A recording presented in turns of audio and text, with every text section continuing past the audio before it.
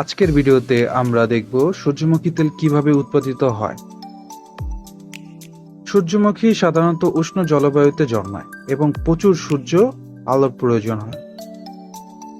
সূর্যমুখীর বীজ প্রধানত বসন্তে বপন করা হয় এবং গ্রীষ্মে ফুল ফোটা শুরু করে দেয়। সূর্যমুখী যদি 12 ফুট পর্যন্ত উচ্চতায় উঠে যায় তখনই বুঝতে হবে যে এটা পরিপক্কভাবে বড় হয়েছে। সূর্যমুখী ফুলের মাথায় প্রথমত হলুদ রং থাকে, যা ধীরে ধীরে বাদামি বা হলুদ হয়ে যায়। যখনই সূর্যমুখী ফুল পরিপক্ক হয়ে যায় তখনই তার আশেপাশের ফুলের যে পাপড়িগুলো রয়েছে সেগুলো পড়ে যেতে শুরু করে। এছাড়া এটি পরিপক্ক হওয়ার সাথে সাথে তার মাথাগুলো নিচের দিকে নেমে যেতে শুরু করে।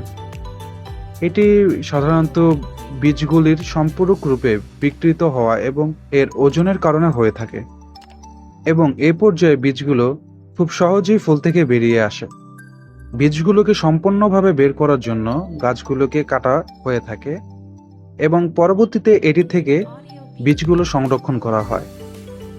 বর্তমানে কৃষিতে সূর্যমুখী ফুল চাষ এবং দক্ষতার সাথে পরিমাণে অনেক বীজ উৎপাদনের জন্য বিশেষ যন্ত্র ব্যবহার করতে হয়। যন্ত্রগুলো অবশ্যই এখানে বিশেষ রকমের ভূমিকা পালন করে। গড়ে 1 একর জমিতে 1 থেকে 1.5 টন সূর্যমুখী বীজ উৎপাদন করা সম্ভব। সূর্যমুখী বীজগুলো বাছাই করার পর সেগুলো একটি বড় ট্রাকের মাধ্যমে ফ্যাক্টরিতে নিয়ে আসা হয়, যেখানে পরবর্তীতে প্রক্রিয়াকরণের মাধ্যমে এগুলোকেই সূর্যমুখী তেল হিসেবে পরিণত করা হয়। বীজগুলোকে কারখানায় আনার সাথে সাথেই এগুলো একটি ব্যাপক পরিদর্শকের মধ্যে দিয়ে যায় এবং পরবর্তীতে আরও প্রক্রিয়াকরণের জন্য আনলোড করা হয়। এই প্রক্রিয়ায় প্রাথমিক পর্যায়ের রয়েছে বীজ পরিষ্কার করা এবং বাছাই করা। এখন সূর্যমুখী বীজগুলোকে শুকানো প্রয়োজন। সূর্যমুখী বীজের ভাঙ্গর বৈশিষ্ট্য পরিচালনা করতে সক্ষম বিশেষভাবে নকশাকৃত যন্ত্রের প্রয়োজন। এরপর আসা যাক বীজ বাছাইকরণে।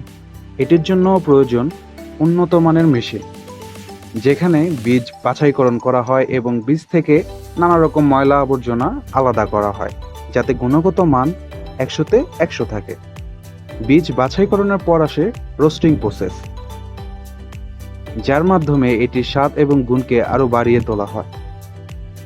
এরপর বীজগুলো চলে যায় প্রেসিং মেশিনে, যেখানে এগুলোকে প্রেস করে এগুলোর থেকে তেল বার করা হয়। এই প্রসেসটি করার জন্য একটি মেশিনের দরকার হয়, যেখানে নির্দিষ্ট পরিমাণ প্রেসারের মাধ্যমে বীজগুলো থেকে তেল বার করা হয়। তেল বার হবার পর এগুলো একটি বিশাল বড় জারের মধ্যে রাখা হয় এবং পরবর্তী ধাপের জন্য রেডি করা হয়।